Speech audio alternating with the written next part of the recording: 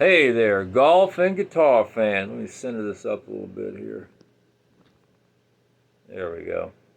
Anyways, I thought I'd start a little series on the guitar like I did with the golf swing, and it's really the easiest way to learn how to play the guitar quickly. Because I'm telling you, this instrument takes a long time to learn. People have tried it. That's why I compare it to golf, man. They quit. I mean, we got tons of quitters, you know. But I'm going to make it so you don't quit. I'm going to give you some of the facts and some of the things that I learned over 53 years of playing this thing that are going to help you. Now, I'm not going to show you scales and stuff like that. Every once in a while, I'll pull something out that's a little different, you know, like I'll do a different way to do a metal song or something. But really, what I want to teach you is the techniques on how to play this thing and make it sound right. And I'm talking about the mechanics and the motor skills. Once you learn those, then you can turn it into whatever you want. You know, you can be the fastest shredder, or you can be, you know, Malcolm Young, rhythm guitar player. You could be both. Doesn't matter. But just like the golf swing with the grip stick that I got right here, you got to learn how to hold this pick properly right in the beginning, because if you don't, it's going to screw everything up. I mean, the thing is you might come up with something close and then adapt to it over the years. You know, that's why you see different things. But I'm going to give you exactly the scoop on how it should work as far as playing guitar. Okay, so you notice how, first of all, I got my guitar sitting up. Now, I teach everything in 90 and 45 degrees, and that's from what you see from your eyes. Okay, so if you were looking at this guitar, hopefully it looks like it's going up 45 degrees to the left here, right? This is 12 o'clock, right?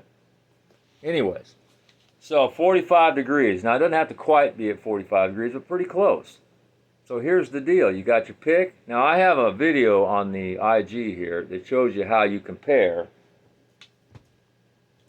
putting your index finger on the grip stick and the same thing with the pick, because we're going to do the same thing. The only thing difference is we've made an adjustment for the width of the pick. The golf shaft is this big, or this highlighter is this big, right? Doesn't matter. So my fingers, my thumb and my index finger are adjusting to it, but I'm still doing the same mechanics. See? Right there. So now this pick edge, show it to you right there,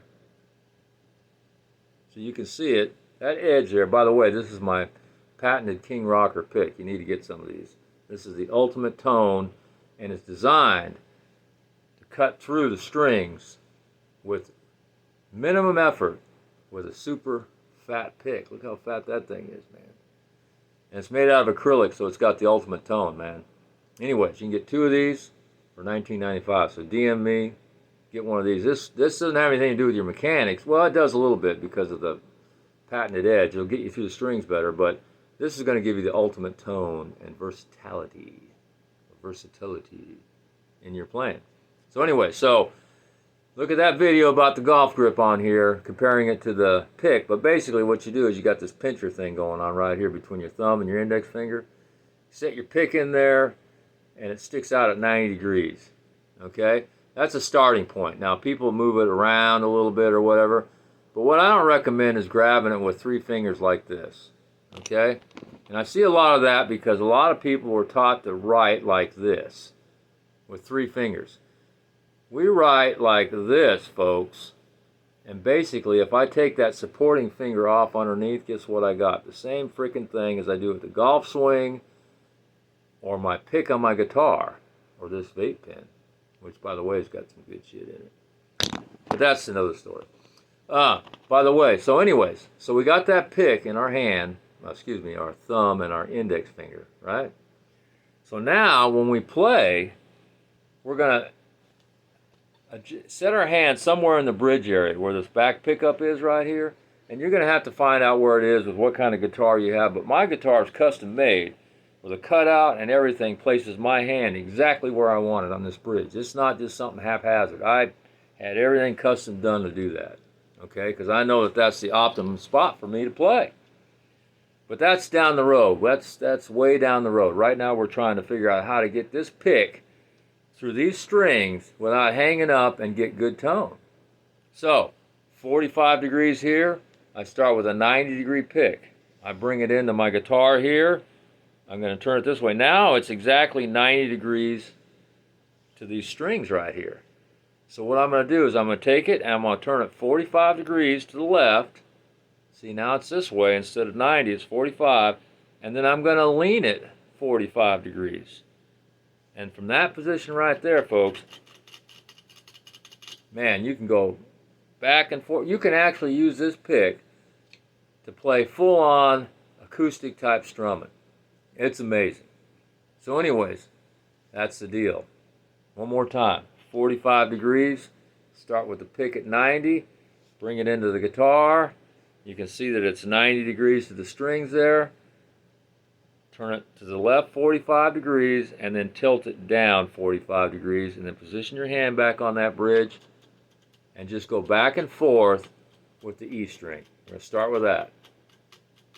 And then once you get to where you can do that pretty good, do 2 strings. And that's it.